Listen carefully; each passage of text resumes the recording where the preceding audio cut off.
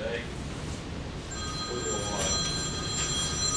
have our prayer, it will be the Lord's Prayer, followed by the pledge of allegiance, and I'm going to ask Chuck White if he would lead us in the pledge of allegiance. Please go, let's all stand. Lord, prayer together. Our Father, who art in heaven, hallowed be thy name. Thy kingdom come, thy will be done, on earth as it is in heaven. Give us this day our daily bread, and forgive our trespasses, as we forgive those who trespass against us. And lead us not into temptation, but deliver us from evil. Thine is the kingdom, power, and glory forever. Amen. Salute the pledge. I pledge allegiance to the flag of the United States of America, and to the republic for which it stands, one nation, under God, indivisible, with liberty and justice for all.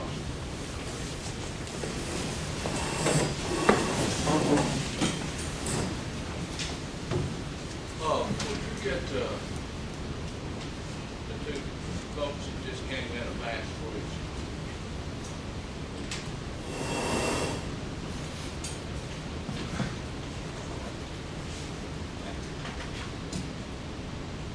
Roll call. Commissioner Hughes. Here. Commissioner Mosier. Here. Commissioner Richardson. Here. Commissioner West. Commissioner Stockton. Here.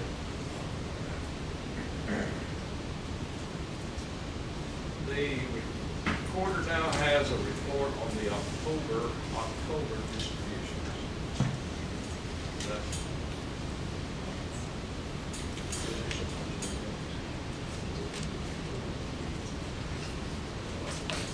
everybody had a chance to read the minutes. Hear a motion to accept. Okay. Second. All in favor, aye? Aye. Opposed, likewise, motion carries. Now back to the October distributions. Page 1 of the general fund, you'll see $24,533.86 was retirement for September. That's the employee and the employer portions to TCRS. Couple lines down, $72,1134 is fuel for the month of September. We also had $3,653.86 to Blue Cross Blue Shield. That's dental, life, vision, and short-term disability premiums, and that's the employee and employer portions. Again, for Cigna, we paid $43,740.04 for employee and employer portions of health insurance. Page 2, local government corporation was paid $13,212.59. That's an upgrade on the server. They were going to stop maintenance on our old server, which was a 2008 version, so we ended up having to purchase a new server this year. And that came out of networking budget. Further down, $2,000 to Sweetwater Creek Watershed. That's the annual appropriation to them. We also paid $9,256, which is the monthly stormwater payment to Sweetwater Utilities Board. Page 3, you'll see a disbursement for Pinnacle Home Improvements. That was part of the CDBG grant. It totaled $4,221. There'll be several more of those in the November distributions because they were the awarded bidder on several of those projects. That CDBG grant is 100%, so the city does not have any match on that. The property owners paid the match, and the grant was reimbursed. On the top of page 4, you'll see a $500 payment to Bone McAllister Norton PLC. That is the fee for the note on the fire truck loan that we got. So we make that one-time payment to them for their attorney work on it. A little bit further down, First Horizon Bank, that's our annual interest payment, $13,248.95 on the city's outstanding debt for the TML bonds. Further down, $4,275 of deposit made for pyro shows for next year's 4th of July to lock in the same price. We paid $318,541.88 for a truck, GMW diesel. At the end of the year, I'll have to go back and show you where that came out, because that was actually through note proceeds. So of course we borrowed part of the money from it, and part of it came from the state on a grant. So not all of that came out of it all came out of the general fund, but a lot of it was reimbursed by the state. Further down, you'll see a few entries to Dinner Bell, Huddle House, Quality Inn, Roadway Inn. Those were the grants that they applied for that were awarded to those businesses that we presented in last month's meeting. There was $100,000 transferred to our investment account, so it's not really a disbursement, but I just wanted to point it out to you that at the end of the month we did move some money to our of that page, $2,000 donation to Sweetwater Kiwanis Club. Since they didn't have the parade, I don't know if y'all want to discuss or talk about, or maybe bring it up next month, about whether we want to just let them keep that, not give them the money next year, or allow it to be a donation for one of their other programs. But I don't think we've ever canceled the parade before, so that was something that we probably need to think about. And that's pretty much it in the general fund. There wasn't anything very significant in State Street Aid or in the drug fund. In the tourism fund, we renewed the interstate signs that say Antique Shopping District. This sign was paid for by the city of Sweetwater, $266.64 to Tennessee Logos. That's for one of the exits. And then the Main Street program pays for the other sign at the other exit. The library's funds are in there. If you want to review those, you may. And then the home grant, we had some expenditures out of that. Thompson Backhoe Service, $4,600. I just wanted to point out and remind you all that's 100% grant also, so there's no match for the city on any of those funds. And solid waste, in October we paid out $22,593.89 for the garbage fee contract, and then $2,196.14 for various dumpsters and weight bills. Any questions?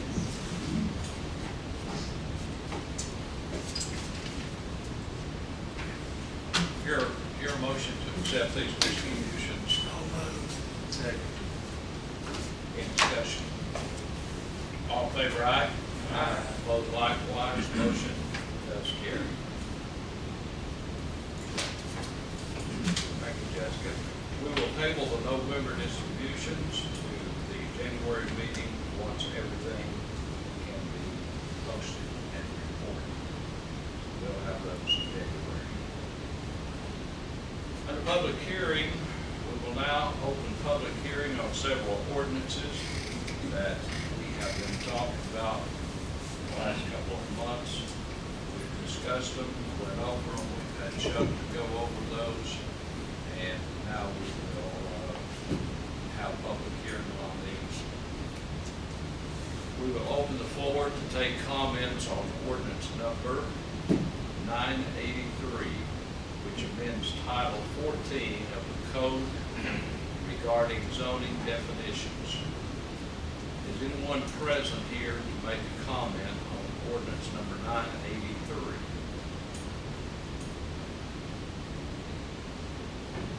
Next, we will open the floor to take comments on ordinance number 984, which amends Title 14 of the Code regarding zoning districts. Is anyone present to make a comment on ordinance number 984? We will open the floor for ordinance number 985, which amends Title 14 regarding supplementary provisions. Is anyone present to make comment on ordinance number 985? Finally, we have ordinance number 986 to amend Title 14 regarding exceptions to height limits. Is anyone here to make a comment on ordinance number 986? All right, thank you. Well, the visitor here tonight, this is I imagine Tim, is that right? Tim Rasmussen, Sweetwater Valley Citizens for the Arts, to discuss reestablishing ties with the city. And as you know, the city has long supplied staff for the Sweetwater Valley for the Arts organization. With this year's budget, we removed that funding. Jessica and I worked on the funding. We talked about this, and one of the things that we brought up, Tim, for your information, we just didn't think the Sweetwater Valley Citizens for the Arts was doing anything. I'm just going to put it pretty blunt to you. Good. We talked about there's been no community choir as we've had in years past, and we just really didn't see a need as we talked about it, to put you in the budget until we saw some kind of activity coming for the Sweetwater Valley Citizens for the Arts. I think you are already aware of this. Yes. Okay. And so Tim is here tonight. He would like to see the funding come back.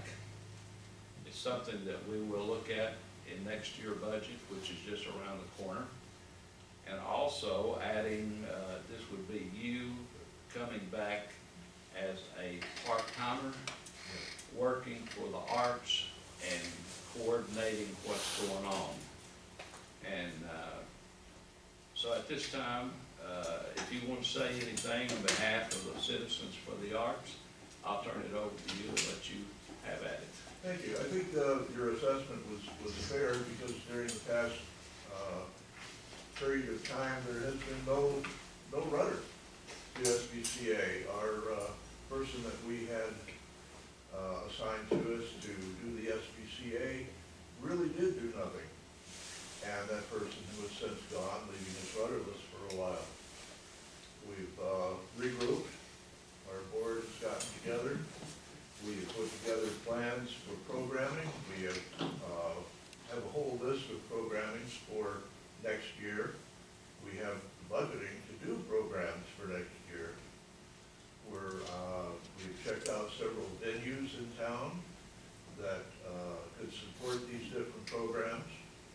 We're most anxious to get together along with the other side of what you folks do here. You have a city commission that works on those programs.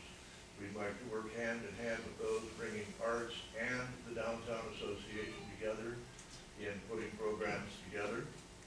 We think it's essential that we get programs into the schools.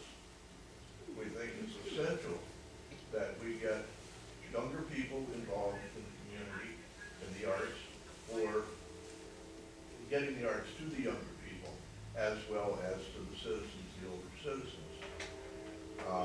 We've spent a lot of time in the past couple of months putting together, like I say, several programs and ideas. So my concern is if we're not able to move forward, it's going to start waning again. And my whole premise here this evening was to try to promote this into the year and be able to immediately get a start off. We're starting off with a good budget in hand. We're starting off with good ideas to do. We've had time now, because of COVID, to be able to regroup and to re-strategize what we're planning on doing.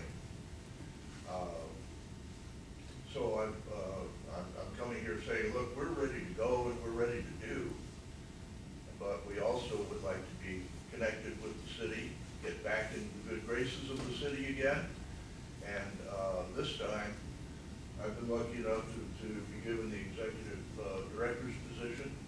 So I would like to coordinate with your downtown association and start putting composite programs together.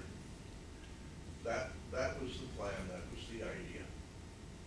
So this would come as a setback if we weren't able to immediately just go and do. It's been, I'm not sure how long, I'm relatively new to the city. So I don't know how long we haven't had good representation with SBCA. But that being said, I'm saying from this point forward, it's going to be a very close association if we go forward. Okay, thank you, Tim. Any questions for Tim? No questions. I just want to reiterate, Chuck and myself has been meeting with Tim on a couple of occasions, and we've reiterated kind of the issues that we've had in the past. Tim is full aware of those issues and is ready to take the reins and make some changes. So I think with Tim at the helm and everything that we've seen meeting with Tim, it will be a little bit different environment, And Tim has an extensive background in the arts, and Chuck and I are really kind of excited for him to be in this position.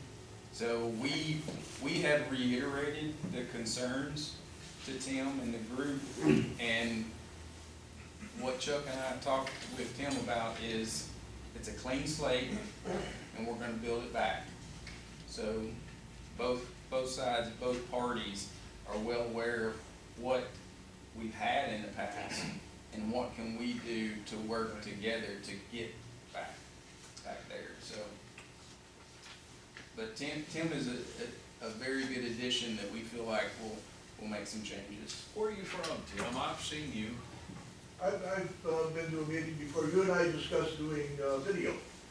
Right, okay. When I first got here, right now, well, I've been station manager over at TV Village and the Playhouse. I'm on the committee there at the Playhouse. Okay. Completely rebuilt all that, just finished rebuilding all of the television studios in, for satellite, in Teleco Village, the Yacht Club and the TVB and all. I'm vice president of NACM. So I think that's where we've connected in the past, in those areas. Well, will you keep us, as you've already accepted the job, will you be keeping the same board, or so you're gonna have new members on the board? We want to extend the board to at least a 9-member board, and we're looking for young people as well. The things that have been continuing along, I think you find after a while there's lack of interest in some of those programs. So we want fresh ideas, new people. We have several ideas already planned out. So we're actively looking for new members, hopefully from the school districts, hopefully just general citizens who are moving in. I'm noticing that there's a migration from Knoxville out here, and younger families are coming. So we're going to be looking into that as well, connecting to those folks. Okay. So it'll be a balance between the two. Good luck to you, and as we get closer to starting the budget, which will be probably February, March, we'll start working on it. Will you come back and give us kind of a itinerary of what coming up? And then when we start putting the budget together, we can bring it before the board. Any more questions? Or comments? I got one. Okay. You're talking about having a budget already? Sorry, not a budget, sir. We have funds that weren't used because of COVID. So we're in a position right now where we're in a good position where we can start actively engaging in creating programs. Okay. I misunderstood. I thought you said you already had a budget. Well, we do have a budget. It was, I believe we handed the budget in to you, didn't we? Yeah, so it's budgeted out. Okay. We asked them to get basically where they're at moving forward, and then with that set amount, we would reevaluate come the new fiscal year. Well, I'll tell you, I think it's great, and I think it's good to get started, because so many people miss the community, especially the Christmas cantatas, the Christmas open house, that added so much to our festivities, but since this virus has hit, this year it probably been canceled anyway. It killed us. It absolutely killed us. Yeah. So anyway, welcome aboard, and we look forward to working with you, and I'm sure the commissioners do too. And come back in February if you can, and give us a kind of a list of some of your activities coming up, and we'll play ball with you, I'm sure. Right. Okay. Thank you. Thank you, Tim. Under old business, we have 4 ordinances that we just went over for second and final reading, which we've just passed in public hearing. This is ordinance number 983, amending Title 14, zoning and land use on second and final reading. Do I hear a motion? So moved. Second. Any discussion? If not, roll call vote. Commissioner Hughes. Aye. Commissioner Mosier. Aye. Commissioner Richardson. Aye. Commissioner West. Commissioner Stockton. Motion carries. Same thing with ordinance number 984, amending Title 14 to amend the zoning district on second and final reading. Is there a motion? So moved. Second. Any discussion? Roll call vote. Commissioner Hughes. Commissioner Mosier. Aye. Commissioner Richardson. Aye. Commissioner West. Commissioner Stockton. Motion carries. Ordinance number 985, amending Title 14 regarding supplementary provisions on second and final reading. Is there a motion? So moved. Second. In discussion? Roll call vote. Commissioner Hughes. Aye. Commissioner Mosier. Aye. Commissioner Richardson. Aye. Commissioner West. Commissioner Stockton. Motion carries. Ordinance number 986, amending Title 14 regarding height limits on second and final reading. Is there a motion? So moved.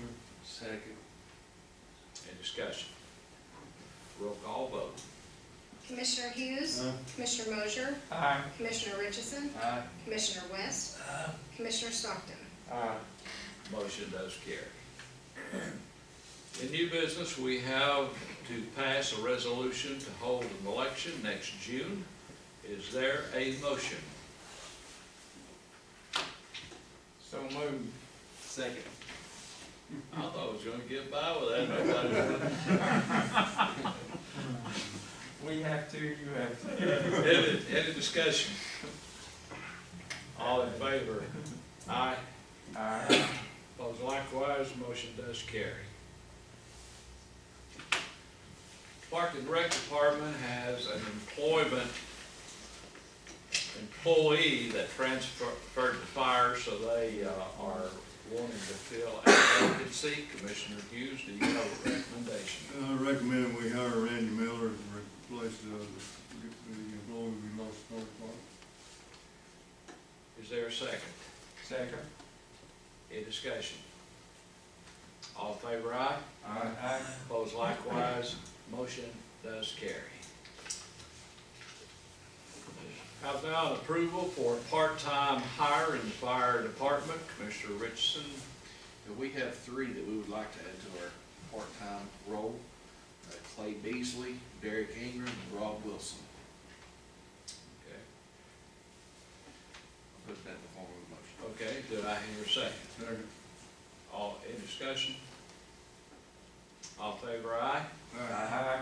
Opposed likewise, motion does carry. Anything else needs to come before the board? I have something that I want to just to make everybody aware of. We're still having a lot of problems with the ambulance service in the county. Response times are ridiculous.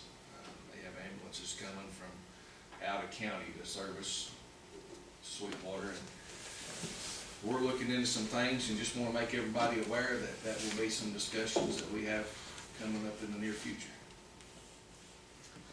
That's been a problem for some time. Well aware of that. And I have failed to tell you that I can get a hold of Randy and the mayor with this COVID going on. I've just not been able to do it. Mayor, I had a meeting with him and the vice mayor last week, so, I mean, we need to continue on, we need to get in touch with the mayor and have a one-on-one with him. I mean, it's, You said vice mayor or mayor? Mayor, I talked to the vice mayor and Randy, had a sit down with them last week, and explained everything, and tried to get some information, and I'm still getting the same answers we've got 2 years, so it's. Okay. Well, we'll talk about that in a minute. Concerning the workshop for December, unless there's something comes up, is it okay with the board if we just bypass it for the workshop? workshop for December, for sure. If something was to happen to come up that we needed to meet, we'll get hold of everybody. And we would like to say on behalf of Jesse, you have our condolences and sympathy for the loss of your wonderful father. And we just want to make you aware of that. Anything else? Okay, the city council meeting is adjourned. At this time, we will now reconvene as Sweetwater Beer Board. We will open, this is a hearing. We will open a hearing for the status of the application of Ricardo Olivier. Did I call it you there? Okay. Yes. Olivier, doing business as Rick's Sports Bar and Grill. I'll ask Jessica to review the application status and then let John and Eddie Byron provide their comments. We would then allow Mr. Olivier to speak on his behalf. And I'll turn it over to Jessica. Okay, so you all may remember a few months ago, Mr. Olivier came and presented a beer application, or requested a beer application from the city of Sweetwater. We gave him the documents, we told him the date of the meeting that we could approve that in. In between the time that he received the application and turned it back in, the person that had been listed as his manager on the original application came into City Hall and stated that she was no longer affiliated with them. She was trying to get back home to Maryland. She spoke with myself, Sonia Crush, and Chuck Whited, and told us that she felt like Mr. Olivier was going to turn in an application with her name listed on it, and she wanted to make us aware that she was not affiliated with this company anymore, and if he did turn in that application, that her name should not be on it. So we told her we understood and that we would not approve any application that had her name on it since she made us aware of it. The next day, Mr. Olivier came in and presented the application. It did have her name listed as manager.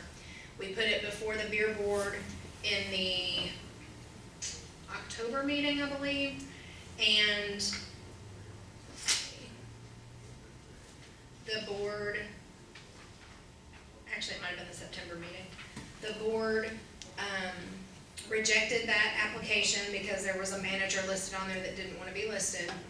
We did give Mr. Olivier an opportunity to resubmit the application with a new manager listed. He listed himself as the manager on site and returned the application to us again. At that point, the Sweetwater Beer Board, you all did approve his application with himself listed as manager after going through the background checks and submitting the surety bond. Several weeks ago, and Ashley Clemens came into City Hall and requested to be removed from the surety bond.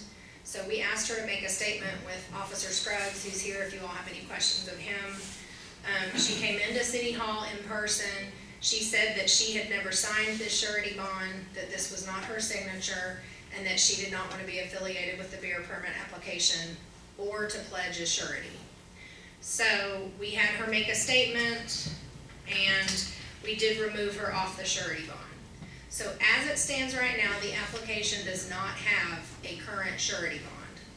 So that's the first problem. The second problem is we do have an allegation of fraud and potentially fraud for 2 applications. So that's the issue that's before the beer board, and I'll let John move on with the legalities.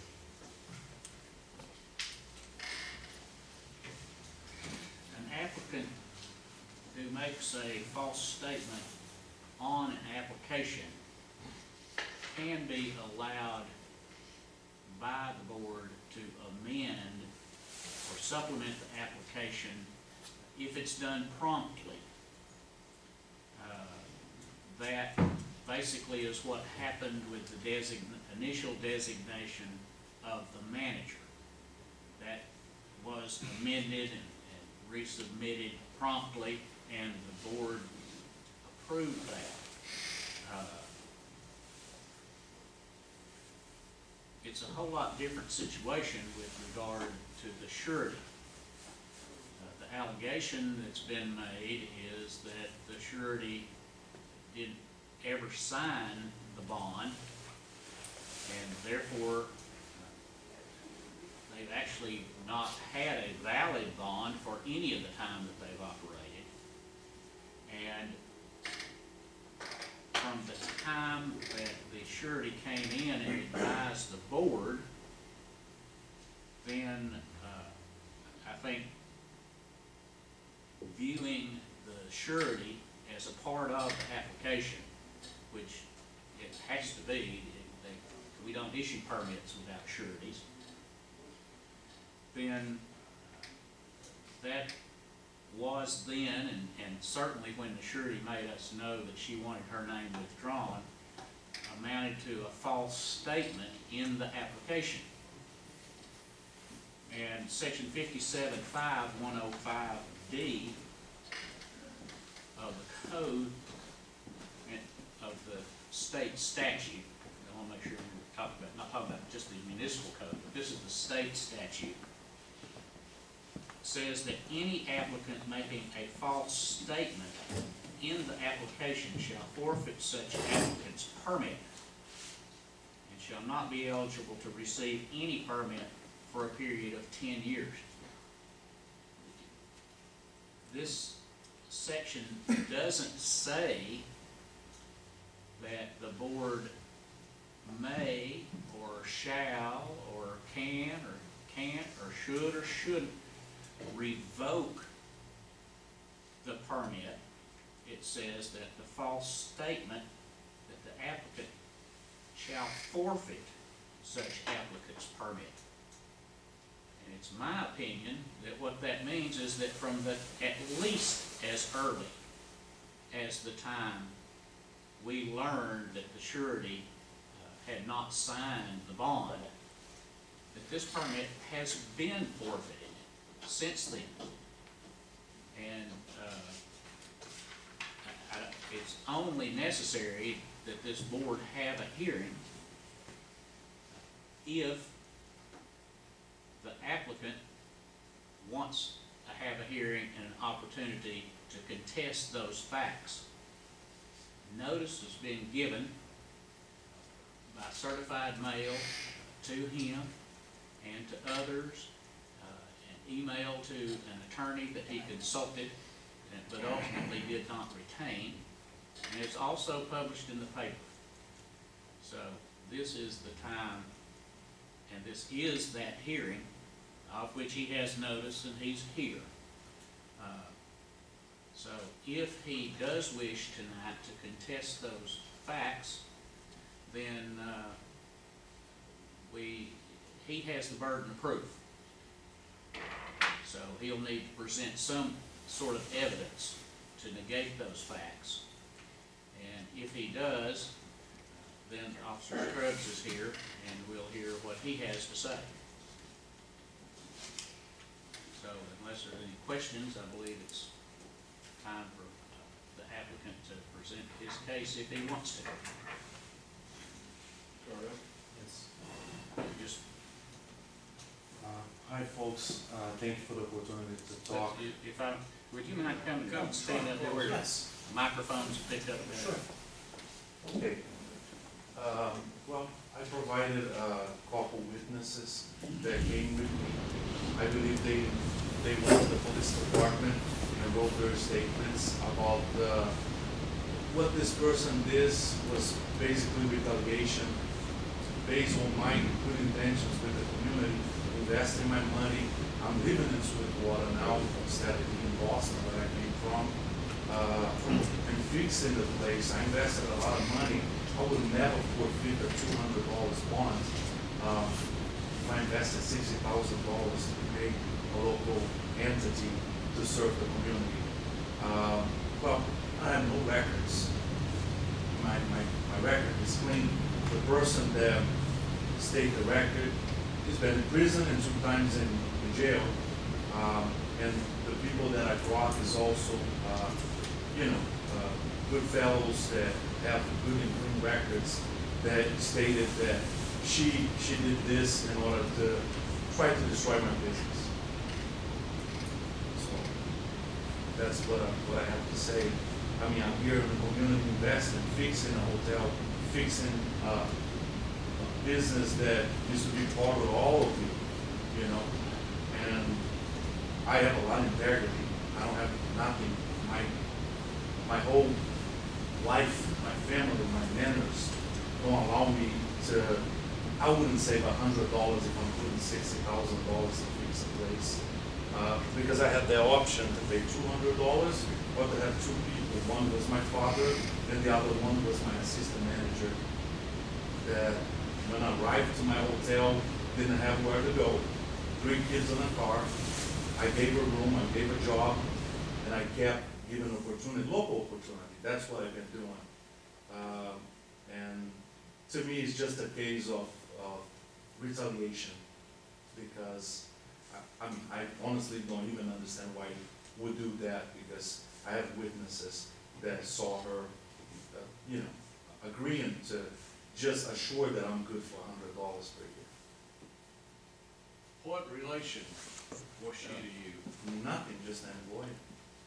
Mr. Oliveira, I Yes, think sir. the board will accept what you said so far as an opening statement Right. that you do object to the forfeiture of your bond. Yes.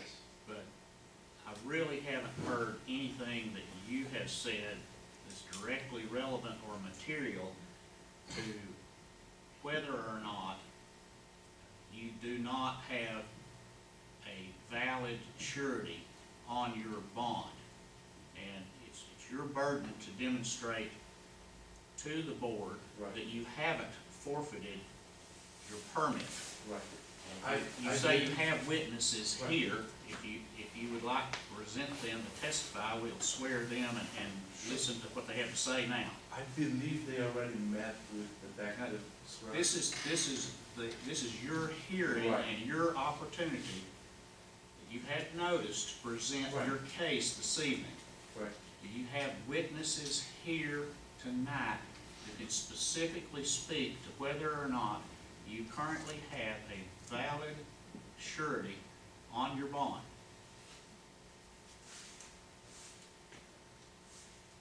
I believe that everything went to the police department. I brought 5 people in there. I'm I just understand saying. you say you brought 5 people Right. in there. Right. Do you have any of those 5 people here this evening? No, because was told to him. I just stopped by one of those people's room, and she said no. I was advised that I don't have to come to the witness because I took a statement that I wrote there. But if you like to, Whoever that witness may be, she's certainly right that she's not under subpoena and doesn't have to be here. Right. Your problem is that that's a witness that you don't have here to testify for you. But if she came to the police department, No, no, just no, this is the Right. hearing, this is the Right. time, and this is the place. okay, She's not here, no, and there are no other of these 5 witnesses here. no, I have, none of them right now. But I could ask them to come. They were informed. That's the point to not about this come. being the time and the place. The Right. hearing's not next week, it's not the next time the beer board meets, the Right. hearing is right now. Right. Should I go request the person to come here right now? I don't- I just went to her house. I'm sorry. This is not just the day, Right, this is the time. right, And the time is not 5 minutes from now, or 15, or 30, sure. if the witness might or might not show at all. The time is now. So, that's, I recommend to the board that there being no testimony that you have a valid surety on your bond right now, that you have, the bond has already been forfeited, and that, the board make that finding and revoke your permit. Well, I had 5 people that came to the police station, and they were Mayor? advised. I'm sorry. I'd like to make a motion that, under the circumstances and the advice of the city attorney, that we revoke the current license from Ricky's Sports Bar and Grill. And I'd like for, as a board, to vote on that motion, and then after we get done, I got another motion I'd second? Second. Any more discussion? All right, just based on, I'm asking questions during discussion for understanding. Is that allowed? That's, yes. Okay. Typically, the way surety and bonds work in other realms of commercial business, a surety and a bond is typically backed by a separate company and not just an individual. Is that a correct statement in this instance, just for my understanding?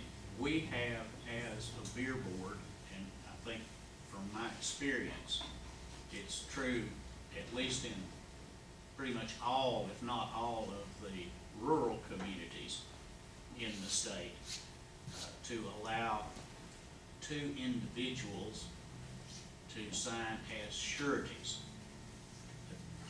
The corporate bond that you're talking about is a bond that is issued typically by an insurance company, and the insurance company itself is the surety, instead, rather than the two individuals that we and many other places allow to be the sureties. Okay. Just once again, for my understanding, two individuals, one which was a manager, the first one that signed, no longer the manager, and removed the signature, correct? She testified in her statement that she never signed the surety. Okay. All right. And then there's a second individual that came before us and asked to be removed from the surety, or said that they did not sign the surety. Just, the first one was the manager on the original application submitted. She was saying she was no longer the manager and needed to be removed. Right. At that point, you all allowed him to resubmit with his name as manager. All right. So This he issue is replaced that the surety. the surety themselves. Right. The first time it didn't have anything to do with the surety bond, it was the manager listed on the application. Okay. The second time is the surety saying that that's not her signature and she never signed a surety and wanted to be removed. So going back. And we have had a couple people submit corporate surety bonds instead of filling out this surety bond form and having people sign. Can I ask a question for clarity? Let me ask my question. Going back to the signature that she said wasn't hers, is that not forged? Her name was on there and somebody signed it? Wrong, isn't it? So that's not really relevant here. It's relevant as far as It's relevant there. character. My question is this, Go ahead. that has nothing to do with it now. That, whatever that lady done to start with, you've done voted another one in, so that ain't got anything to do with this hearing. Other than establishing This a is pattern, This yes. is, the lady won't talk about surety bond. That's what and what the man said over there, he has forfeited, we don't have to take it, he's already forfeited his life. Well, the forfeiture, without a surety, he cannot maintain his license. But the fact that the surety never signed in the first place is in fact a fraudulent application, a false application made on the application itself. And that's why it's forfeited. Look, may I ask the question of if that applicant did not sign, as she said she did not sign? Yeah. Has that been confirmed by our police department? Well, that's the allegation.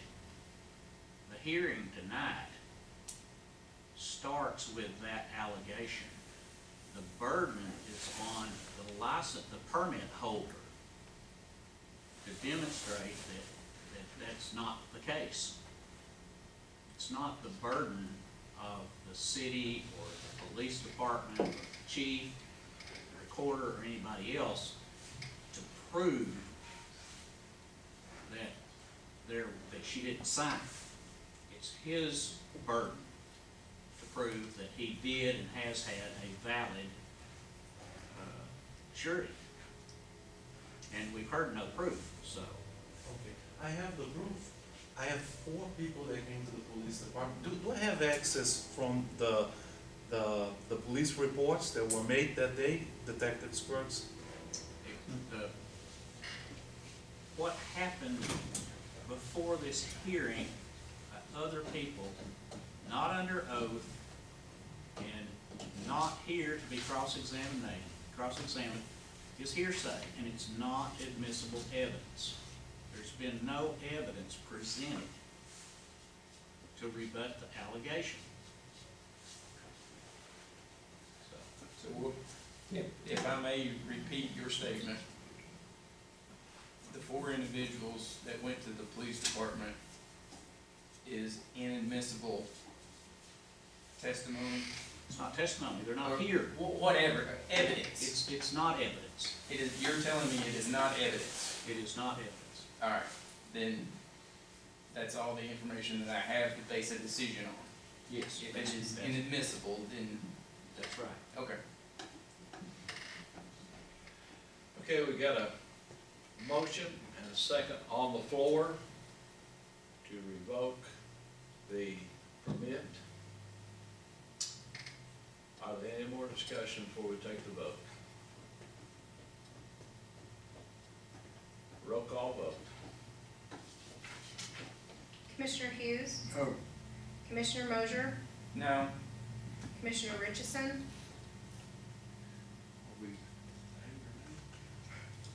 yeah, let's do it again and do aye or nay. So aye means that you are in agreement to revoke the license. Commissioner Hughes, no. Commissioner Mosier, you said I is in agreement to revoke. yes. Aye. Commissioner Richardson, Aye. Commissioner West, Commissioner Stockton. Okay. Ayes, you have it. So, where do we go from here, Counselor? Or is that it? But that's it. Mr. Oliveira should surrender his printed license or permit to City Hall, but it is revoked whether he does or not. And if he's found to be operating without the permit, whether he brings in the piece of paper or not, it will be unlawful. So, his next step is, to bring it in. You need to do that. Sure. And we do have a chief here. Sure. And maybe something can be worked out that, I don't know. I honestly, I know that it's already been voted. I wish that I had noticed, because the lady, I just met with the lady that was my main witness. She said, I don't have to come over here, come there, because they said that it's fine, that I submit my proof. Well, let me advise you that there is an avenue for appeal of this decision. And you should, I can't give you advice about that. If you want to do that, you should contact an attorney and do it promptly. That might be the way to go. Anything else? Yeah, Mr. Mayor, I'd like to make a motion that Mr. Oliveira, if he decides to renew his, beer license, that he brings his application into the city recorder, completely filled out, and his people signing the application and his surety on that signer be before her, and let him do his business, and then he can go ahead and operate board, above board, and go on. There's so much confusion here. I agree with Are you gonna make that motion, Bill? Yeah. I second. Okay, more discussion. yeah. We've revoked his permit. He is not allowed to apply for a beer permit for 10 years. So be, So you're saying in 10 years when he resubmits to make sure I'll that he define has. my motion.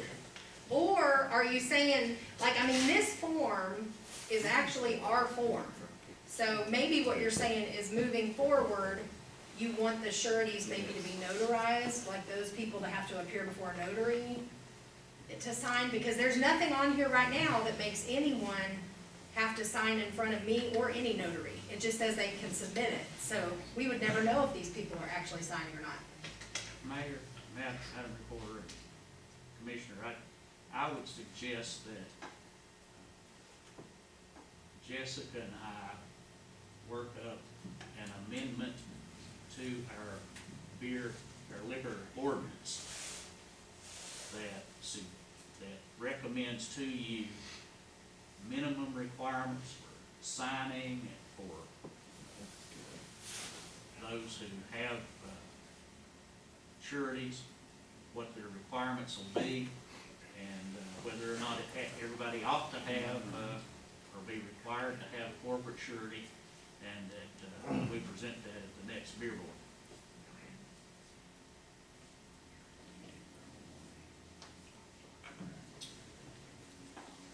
Do I hear a motion that John has just recommended, or we need a motion on that?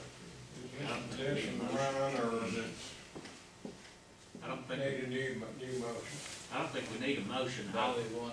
You know, if We that's. did have a motion and a second on the table though, and then Stockton said he withdrew his motion. Is that enough to, or do we have to do something else parliamentary? No, that's all it is. Okay. Was there a second? Lamar Oh, seconded. okay, well then you have to vote Second to his- to withdraw his. Withdrawal. So Bill made the motion to withdraw. Lamar, do you withdraw your second? Okay. All right. Anything else? If not, we're adjourned.